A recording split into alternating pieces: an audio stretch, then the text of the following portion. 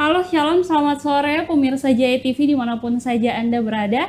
Senang sekali saya Sharon Hontong hari ini hadir menyapa Anda dalam program kami Jaya TV yang baru yaitu Bertumbuh Dalam Iman. Dan sore hari ini di studio sudah ada narasumber yang sangat hebat yang saya akan perkenalkan kepada kita sore hari ini, yaitu hamba Tuhan Pastor Roger Mulait.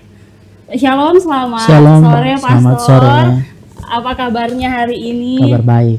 Nah pemirsa, hari ini kita akan mendengarkan firman Tuhan yang akan dibawakan oleh Pastor Roger Mulait dengan tema yaitu berdamai dengan diri sendiri. Silakan Pastor. Baik, sebelum kita mendengarkan firman Tuhan, mari kita tunduk kepala, kita bersatu di dalam doa. Ya Bapa di surga, saat ini kami akan merenungkan firman Tuhan. Hadirlah di tengah hati dan pikiran kami.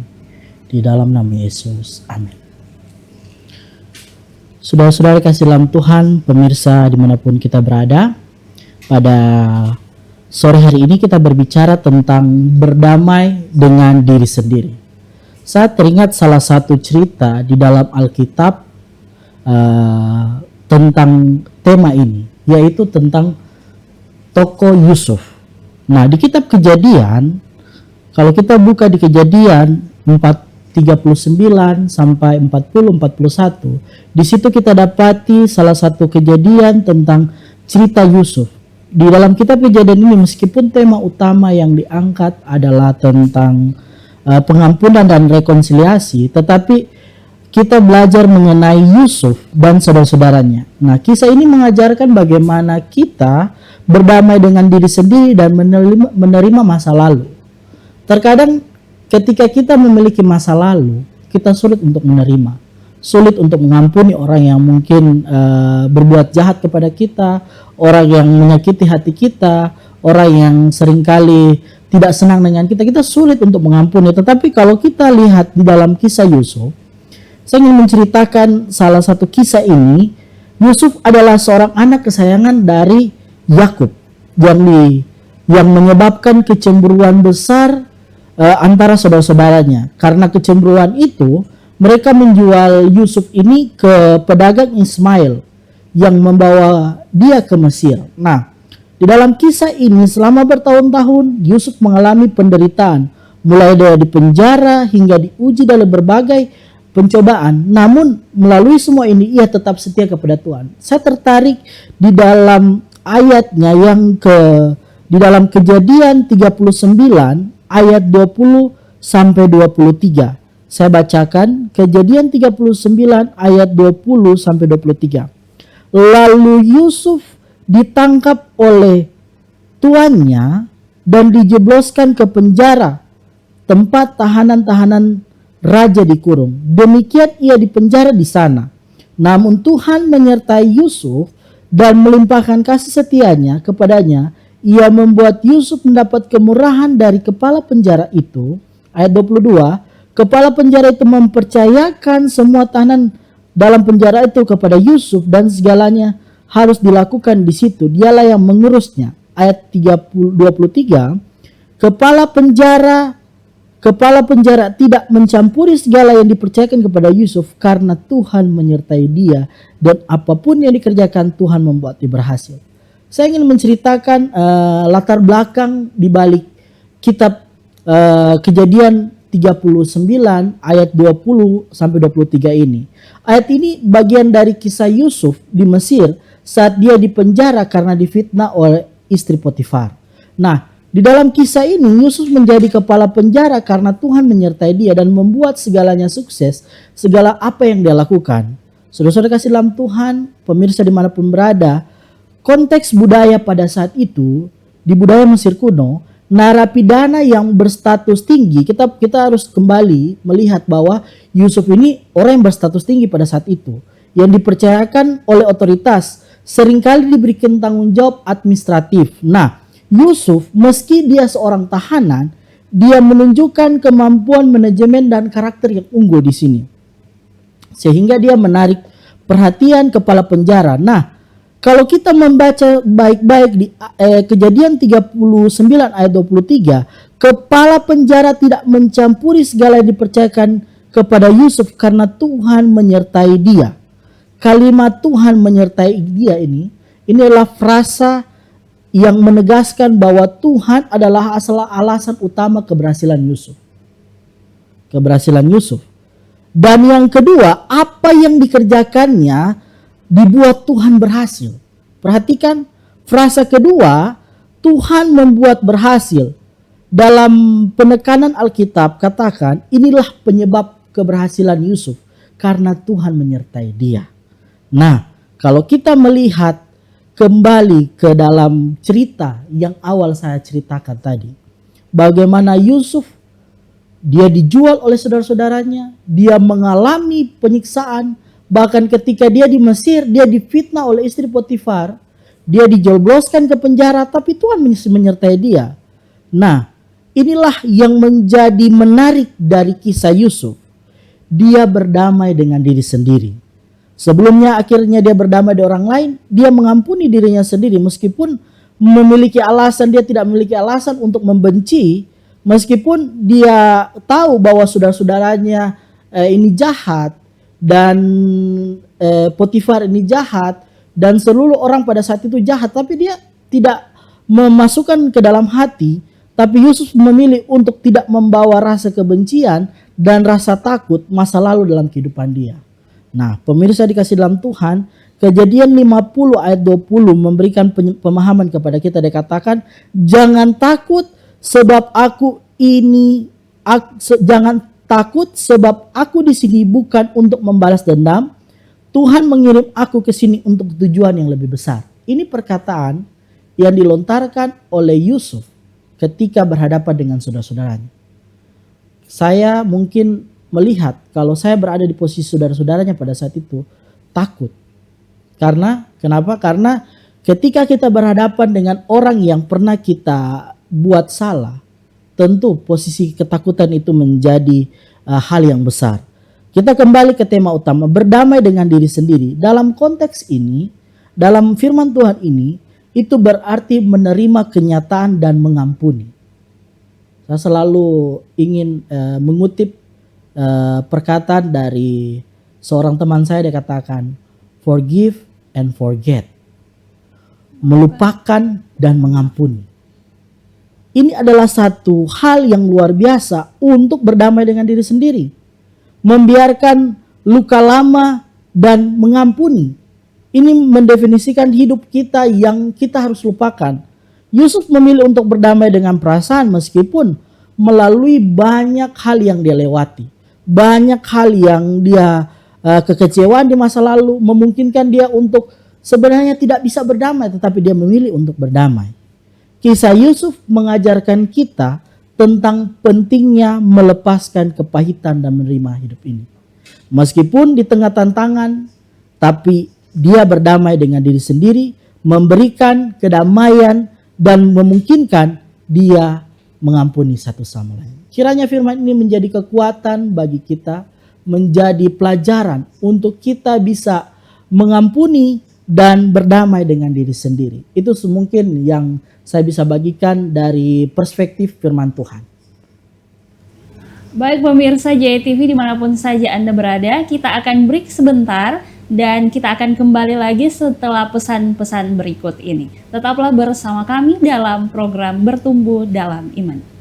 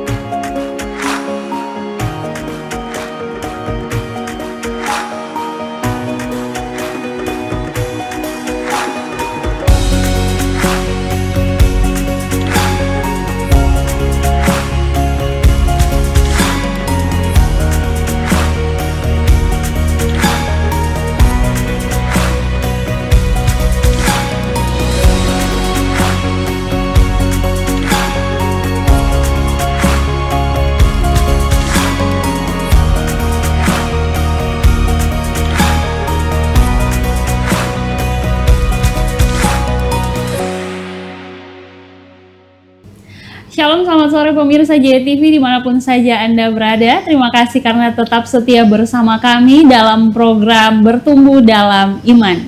Nah, tadi pemirsa kita sudah dengarkan firman Tuhan yang sudah disampaikan oleh Pendeta Roger Mulait. Nah, mungkin sekarang ini kita mau mendengarkan beberapa penjelasan seputar firman Tuhan yang sudah disampaikan tadi. Baik, Pastor. Baik, terima kasih untuk kesempatan pemirsa dimanapun berada. Tadi kita sudah lihat dari perspektif Alkitab. Sekarang kita akan melihat dari perspektif psikologi. Ternyata Kak Saron tahu banyak orang yang mengalami tekanan sosial dan kecemasan overthinking itu karena di era digital. Karena begini, standar yang dipasang sekarang adalah standar yang memberikan dampak sosial terhadap harga diri dan penerimaan diri. Jadi yang menjudge diri kita sebenarnya diri kita sendiri, merasa layak dan jangan tidak layak. Dan hubungan antara kedamaian diri dan kesehatan mental itu sangat bergantung satu sama lain. Jadi berdamai dengan diri sendiri dalam kacamata psikologi adalah aspek penting dari kesehatan mental dan kesejahteraan psikologi. Dari sudut pandang psikologi, konsep ini mencakup beberapa aspek utama. Di sana ada self-effects atau penerimaan diri, kasih sayang, self-compassion, dan juga emotional regulation atau pengontrolan emosional, dan juga beberapa perspektif dari kenapa orang bisa berpengaruh terhadap psikologi. Nah, berdamai dengan diri sendiri secara psikologi berarti menerima diri itu sendiri dan berarti tahu siapa kita sebenarnya, termasuk kelemahan kita, kesalahan kita, tanpa terus menyalahkan diri ini sendiri. Ingat tadi cerita tentang Yusuf, bagaimana Yusuf menerima segala sesuatu yang diperlakukan oleh saudara-saudaranya, diperlakukan oleh Potifar, dia menerima dan dia mengampuni. Inilah pentingnya berdamai dengan diri sendiri.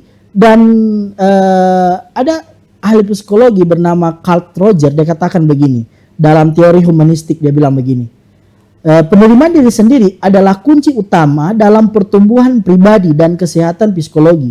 Dia percaya bahwa manusia bisa berkembang dengan baik jika mereka menerima diri sendiri tanpa syarat. Jadi kalau kita menerima diri kita sendiri tanpa syarat, berarti kita telah mengampuni diri kita sendiri. Jadi jangan intinya berdamai dengan diri sendiri bukan berarti pasrah. Beda. Berdamai dengan pasrah itu beda dengan keadaan. Tetapi mengenali diri dan bertumbuh tanpa beban atau rasa bersalah dan tekanan sosial yang berlebihan. Jadi faktor yang membuat orang sulit berdamai sebenarnya ada beberapa hal. Di antaranya adalah orang itu terlalu perfeksionis, sering merasa bahwa mereka tidak cukup baik, dan meskipun berusaha mereka kurang baik. Dan juga ada suara negatif. Nah, suara negatif ini mungkin bisa kita akan terima dari keluarga kita, dari teman-teman kita, dari lingkungan di mana kita berada. Aku tidak layak, aku terlalu rusak, aku terlalu berdosa. Nah, self-proclaim itu yang mempengaruhi diri kita sendiri. Ketika kita mengatakan, oh saya terlalu berdosa, maka kita sulit untuk berdamai dengan diri sendiri. Dan kalau kita juga memiliki trauma di masa lalu, luka batin, itu juga seringkali mempengaruhi orang untuk sulit berdamai dengan diri sendiri. Bagaimana masa lalu, saya berteman dengan orang yang baik, tiba-tiba berhadapan dengan orang yang tidak baik, saya langsung trauma dengan semua orang. Itu kita menganggap bahwa semua orang itu sama. Tidak. Trauma ini bisa kita sembuhkan dengan cara berdamai dengan diri sendiri. Nah, dan yang berikut adalah media sosial dan perbandingan. Ini yang sangat penting, saya mau katakan. Kenapa? Karena begini, sekarang standar generasi yang dipasang oleh orang muda, secara khusus oleh orang muda, adalah standar media sosial. TikTok trend. Saya melihat perkembangan, dikatakan begini, kalau perempuan mengambil kalau laki-laki menyuruh perempuan mengambil nasi, mengambil nasi untuk dimakan, itu adalah perbudakan. Ternyata bukan. Itu adalah bentuk kasih sayang. Love language. Itu bukan perbudakan. Jadi jangan menggunakan standar media sosial dalam kehidupan kita. Standar TikTok katakan begini, kalau orang mau menikah harus begini.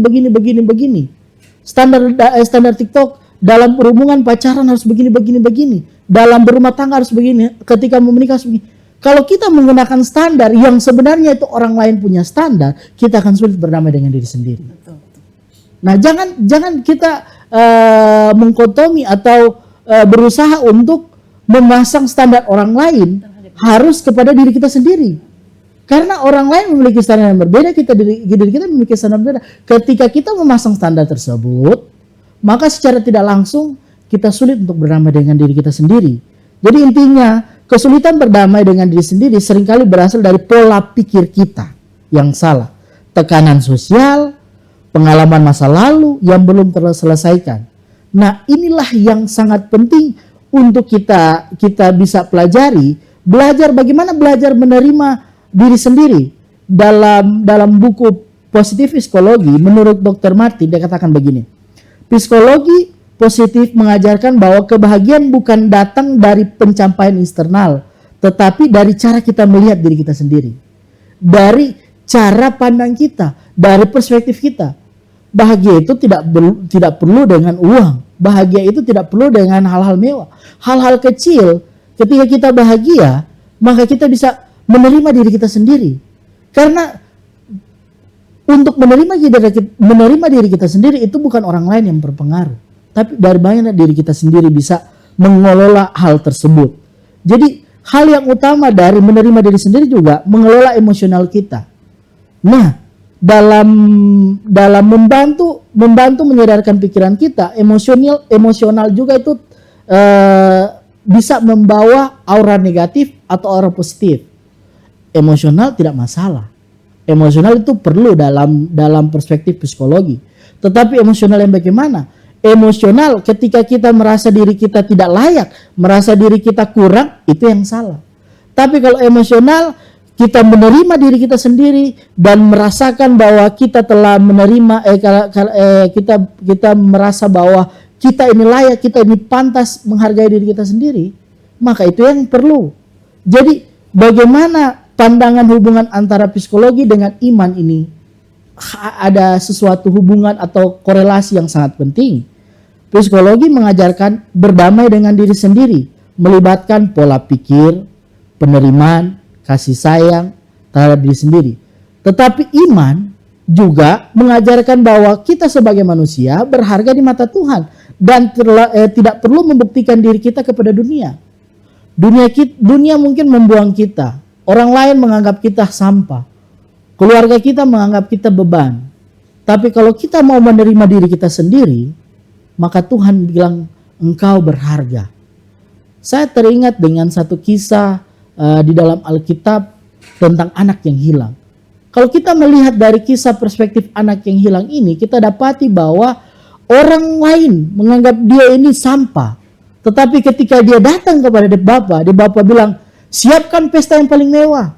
Saya akan menyambut anak ini. Ini adalah perspektif bahwa anak ini berdamai dengan diri sendiri, maka Tuhan akan menerima dia. Penerimaan ini sebenarnya bukan datang dari orang lain, tapi dari kita sendiri. Bagaimana kita mau menerima dulu.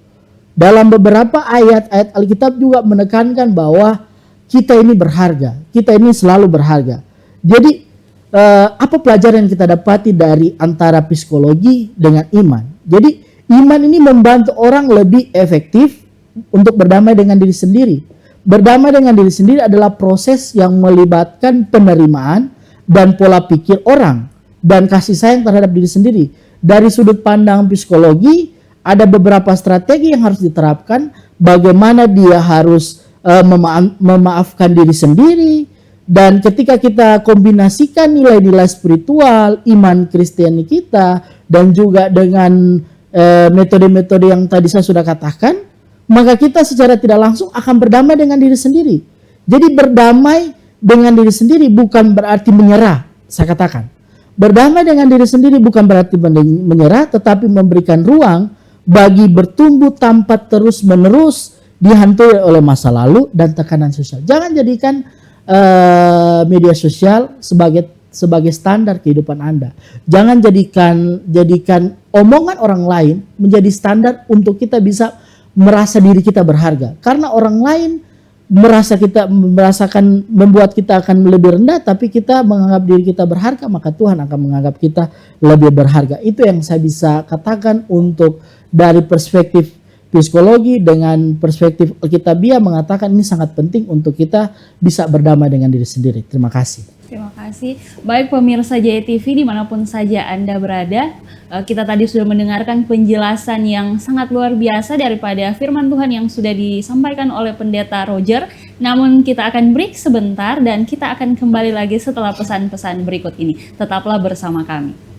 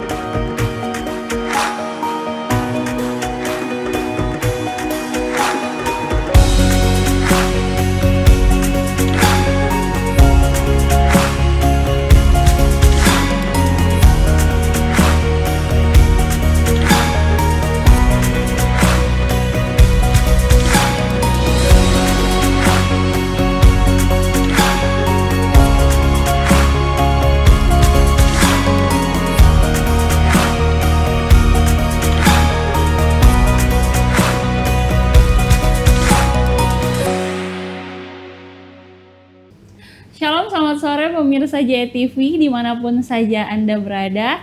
Senang sekali saya Sharon masih menyapa Anda dalam program Bertumbuh Dalam Iman. Pemirsa, kalau tadi kita sudah dengarkan firman Tuhan sekaligus dengan penjelasan yang begitu luar biasa yang sudah dibawakan oleh pendeta muda yaitu Pendeta Roger Mulait. Nah, pemirsa, saya memiliki beberapa pertanyaan terkait dengan firman Tuhan yang sudah dibawakan. Nah, Pastor, mungkin izin saya ingin bertanya seputar dengan tema kita yaitu berdamai dengan diri sendiri. Nah, saya punya pertanyaan Pastor terkait dengan bagaimana cara nih kita mau berdamai dengan kita punya diri. Mungkin mengapa banyak orang akhirnya sulit untuk mau berdamai dengan dirinya sendiri. Rasanya ini mungkin kayak sukar sekali, seperti ada beban yang mengganjal. Mungkin ada solusi yang bisa Pastor berikan untuk khususnya ini anak-anak muda yang kalau kita mau dibilang sangat sukar begitu. Bagaimana Pastor? Terima kasih untuk pertanyaan ini. Jadi ini sangat penting untuk kita ketahui bahwa mengapa banyak orang yang sulit untuk berdamai dengan diri sendiri. Ternyata yang perlu kita ketahui bahwa tekanan sosial dan ekspektasi yang tinggi ini yang membuat orang banyak merasa tidak cukup. Salah satunya FOMO. Orang senang melihat sesuatu yang orang miliki ini bagus. Kita langsung berlomba-lomba mengikuti hal tersebut, tren tersebut. Sehingga membuat tekanan sosial kita, membuat tekanan pikiran kita berpengaruh. Dan banyak orang yang membawa luka batin, penyesalan yang belum terselesaikan, dan juga karena karakter perfeksionis mereka membuat seseorang sulit untuk menerima kelemahan. Dan juga ketika orang sulit untuk berdamai dengan diri sendiri, mereka sulit untuk memaafkan kesalahan orang lain maupun kesalahan mereka sendiri. Saya ingin katakan kepada pemirsa, untuk orang muda, untuk kita semua, kitong berharga di mata Tuhan. Amin, amin. Kitong berharga di mata Tuhan karena kitong ini diciptakan dengan tangan Tuhan. Dan lewat blueprint Tuhan, lewat bagaimana Tuhan pu wajah, Tuhan pu muka. Jadi buat apa kita merasa berkekurangan, buat apa kita merasa hal ini kurang. Tapi karena pikiran kita ingin mengejar yang namanya tekanan sosial dan ekspektasi kita selalu tinggi atas kehidupan kita, seringkali kita sulit untuk berdamai dengan diri sendiri. Berarti sebenarnya poin penting juga ini pendeta, kita juga harus belajar untuk mengendalikan kita punya pikiran begitu, agar supaya kita ini kan merasa untuk bahwa sudah cukup nih dengan saya punya diri, dengan saya punya pribadi, kenapa kita harus mengikuti ekspektasi orang lain yang terlalu jauh, sehingga kita juga belajar untuk menerima kita punya diri ini apa adanya. Nah, pendeta, apakah peran media sosial, kalau kita lihat kan lagi hype-hypenya sekarang media sosial, anak-anak muda atau bahkan nih orang-orang tua juga ikut tren yang sekarang, sosial media contohnya TikTok, orang banyak bergoyang-goyang di TikTok. Apakah peran daripada media sosial ini mempengaruhi dalam cara kita untuk memandang diri sendiri ini? Terima kasih. Ini memang sangat berperan penting untuk generasi milenial, generasi Z saat ini, untuk orang muda secara khusus, karena begini, media sosial seringkali menampilkan highlight reels kehidupan orang lain. Jadi standar kehidupan orang lain dalam berumah tangga, dalam menjalani hubungan, itu seringkali menjadi satu faktor penentu untuk kita melihat, oh ternyata kalau kita mau menikah ke depannya, standar kita harus begini. Betul. Karena begini, ketika orang memakai standar seperti ini, seringkali berarti mereka merasa bahwa diri mereka kurang. Benar. Diri mereka kurang, dan ketika mereka merasa diri mereka kurang, maka mereka merasa mereka tidak baik dengan diri mereka sendiri, dan itu sulit untuk berdamai. Karena kan saya katakan sulit untuk berdamai dengan diri sendiri berarti tidak menerima kekurangan. Benar. Tidak menerima kekurangan, dan juga mereka butuh validasi. Ingat, ketika kita menampilkan sesuatu di media sosial, validasi dari like, komen bisa membuat seseorang terlalu bergantung dari pengakuan orang lain. Benar, betul. Dia ini rumah tangga bagus karena dia banyak likes. Dia rumah tangga dikatakan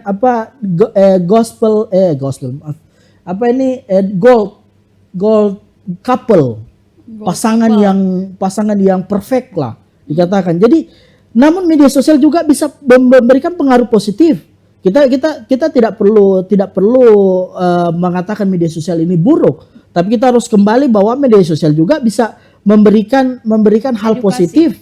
Karena misalnya mengikuti akun yang memberikan motivasi dan edukasi tentang love, tentang self love, atau tentang bagaimana diri kita ini berharga, itu sangat penting. Tapi tidak perlu mengikuti standar media sosial. Benar. Karena ketika kita mengikuti standar media sosial, berarti kita merasa diri kita kurang. Benar.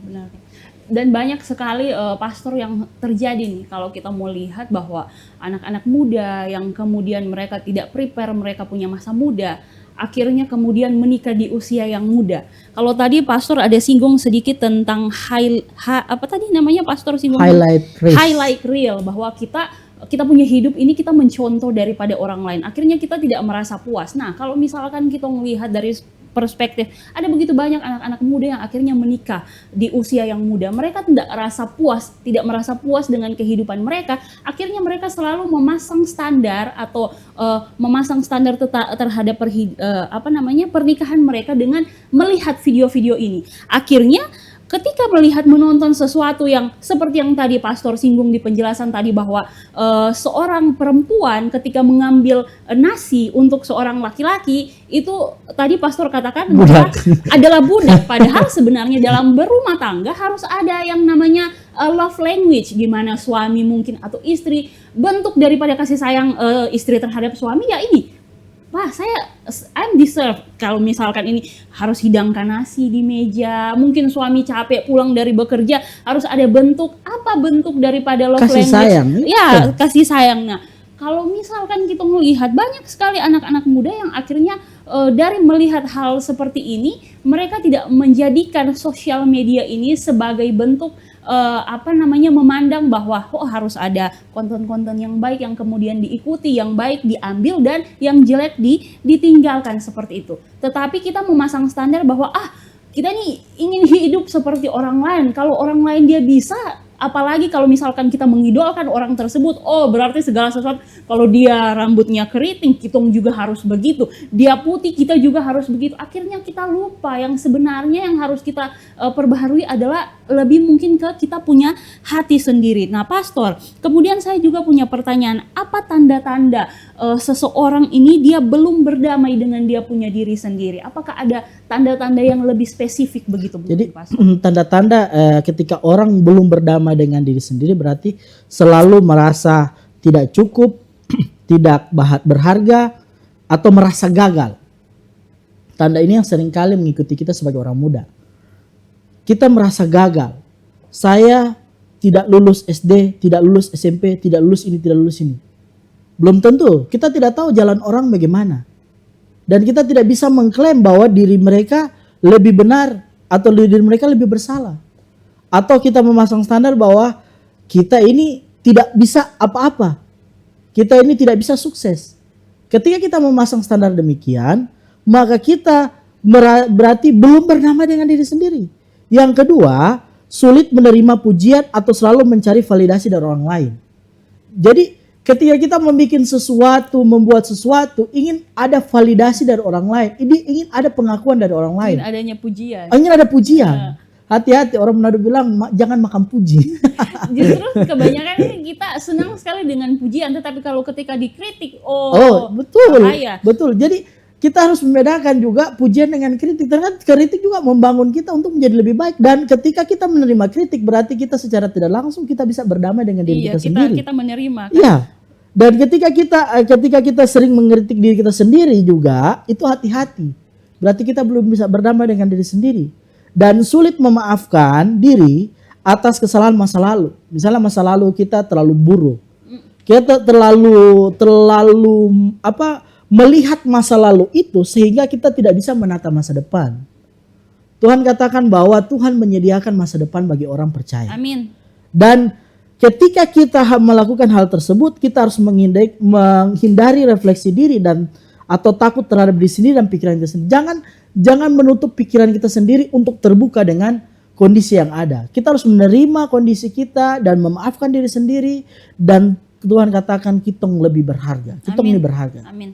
Nah, Pastor, bagaimana caranya agar supaya kita nih tahu bahwa cara membedakan antara refleksi diri yang sehat, yang baik untuk kita punya diri, agar supaya kita nih berhasil atau menerima kita punya diri dengan baik, dan overthinking yang maksudnya pikiran yang terlalu berlebih yang akhirnya justru merusak kita punya pikiran. Terima kasih. Jadi pemirsa dimanapun berada, kita harus kenali bahwa refleksi yang sehat itu berarti fokus pada belajar dan memperbaiki diri. Ketika kita fokus belajar pada memperbaiki diri, kita akan mencari solusi terhadap masalah-masalah yang kita alami. Yang berikut, overthinking. Ketika kita overthinking, kita siapa yang tidak pernah overthinking? Betul, pasti kita semua overthinking. Mengalami overthinking. Apalagi berbicara tentang overthinking atau masa depan. Aduh, saya ini kuliah tapi tidak selesai. Apakah saya bisa sukses? Benar. Dan ketika kita overthinking yang berlebihan, mengulangi masalah tanpa solusi. Coba kita selesaikan kuliah, baru kita menyelesaikan ke depannya. Jangan overthinking terlalu tinggi. Setelah overthinking kita gagal untuk melangkah ke depannya. Ketika kita gagal melangkah ke depannya tanpa solusi, kita akan menyalahkan diri kita sendiri dan merasa cemas tanpa arah. Itu yang masalah. Berarti sebenarnya overthinking ini mungkin boleh saja, Pak. Boleh. Tapi tidak berlebihan. Benar. Tapi sebenarnya kan juga kita juga harus belajar daripada kita punya masa lalu ini, harus jadikan pelajaran hidup agar supaya kan ini kita melangkah ke depan begitu. Tetapi yang terjadi adalah kadang itu sudah seperti yang Pastor bilang, kita pikirnya tuh terlalu berlebihan, macam apa yang di depan ini belum terjadi tapi kita sudah berpikir dari sekarang. Justru itu yang mungkin membuat kita ini semua down begitu ya. Benar. Jadi dalam perspektif psikologi katakan begini, mind is your weapon. Jadi pikiranmu itu adalah senjatamu. Jadi hati-hati dengan kita cara berpikir, kita cara melihat terhadap situasi. Overthinking enggak masalah. Asal overthinking yang tidak berlebihan. Seperti Kakak Sharon tadi katakan bahwa overthinking melihat masa depan. Ketika kita melihat masa depan, saya ini sudah semester akhir misalkan. Saya sudah semester akhir, tapi bagaimana saya ingin menyelesaikan skripsi saya? Ya selesaikan. Bukan terjebak di overthinking. Ketika kita terjebak overthinking, maka kita akan sulit melangkah ke depannya. Ketika kita sulit melangkah, maka kita akan menyalahkan diri kita sendiri, merasa bahwa kita kurang. Itu yang masalah bagi kita. Yang berikut, jika kita merefleksi membuat kita akan lebih sadar dan siap untuk bertindak. Itu sehat jika membuat kita kita semakin cemas dan kita semakin berpikir overthinking, kita harus merefleksikan diri kita dengan cara belajar firman Tuhan. Ketika kita belajar firman Tuhan, kita bukan bersemedi, tapi kita belajar. Kita sebagai umat Tuhan, sebagai anak-anak Tuhan, Amin. kita cari Tuhan yang utama. Ketika Cari kita, ingat tadi saya katakan di ilustrasi pertama, saya katakan bahwa Yusuf berhasil karena Tuhan menyertai dia. Amin, amin. Dan kita mau berhasil, kita mau sukses dalam perkuliahan, kita mau menyelesaikan setiap tuntutan skripsi kita ke depan. Kalau kita mengandalkan Tuhan, Tuhan katakan bahwa ketika kita menaruh harapan kita kepada Tuhan tidak akan pernah gagal. Sama seperti Matius 6 ayat 33 juga bilang, carilah kerajaan Allah Ya. dan kebenarannya, yang lain-lain tuh Akan nanti ditambahkan. Tuhan sediakan. Kenapa Ya. kita takut? Sedangkan Raja Salomo saja, dia raja yang luar biasa loh, dia punya gundik-gundik yang banyak sekali. Tetapi bahkan dia tidak bisa memakai baju seindah daripada bunga bakung. Iya. Dan kenapa kita harus takut untuk apa yang Tuhan sediakan untuk kita? Benar. Nah, Pastor, mungkin ada langkah-langkah praktis. Nah, langkah-langkah praktis apa yang mungkin bisa dilakukan untuk agar supaya kita bisa prepare, kita punya diri untuk bagaimana kita mungkin lebih damai untuk mau berdamai dengan punya diri sendiri. Baik, yang pertama mungkin kita harus belajar latihan self compassion. Jadi perlakukan diri sendiri dengan kasih sayang. Kalau mungkin kita tidak terima kasih sayang dari orang lain, setidaknya diri kita sendiri yang memberikan kasih sayang. Dan mungkin itu yang Pastor, ada quotes yang bilang begini, sebelum Anda atau sebelum kita mencintai orang lain, Cintai diri Anda terlebih sendiri. dahulu tuh harus mencintai diri kita sendiri. I like this quotes. Karena kalau misalkan kita sudah mencintai diri sendiri, kita akan treat kita punya diri ini Benar secara sekali, baik. benar. Kita nggak akan memasang standar orang lain untuk terhadap diri kita sendiri. Oh tidak, karena saya sudah punya standar masing-masing dalam saya punya diri. Lanjut, Pastor. Baik, yang berikut coba kita mempelajari Alkitab dan menulis ayat-ayat yang memotivasi kita sehingga fokus kita kepada hidup ini lebih terarah. Jadi ketika kita merasa diri kita kurang, coba tulis ayat-ayat dalam Alkitab. Dalam Alkitab katakan begini-begini, kita tulis dan coba kita pelajari dan kita imani dalam hati dan pikiran Amin, kita. Dan yang berikut, menetapkan batas sehat, hindari lingkungan Lingkungan yang yang tidak mungkin membangun. lingkungan yang membuat kita buruk, Circle yang buruk. circle yang Betul, buruk, betul. kita hindari. Yang berikut juga kita merasa diri kita harus membuat diri kita merasa cukup. Jangan orang lain yang kita treatment like the queen, tapi diri kita juga kita harus treatment like the queen, Benar, Pak. like a king. Ketika kita men-treatment diri kita seperti raja dan ratu, maka kita sudah berdamai dengan diri kita sendiri.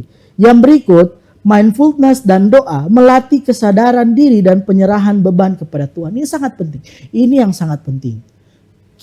Ketika kita memiliki masalah, ketika kita sulit berdamai dengan diri sendiri, coba minta pikiran kita melatih dengan cara berdoa kepada Tuhan. Amin, amin. Meminta kepada Tuhan, Tuhan, saya tidak mampu, saya terlalu beban berat, maka Tuhan akan memberikan kelegaan Amin. kepada kita.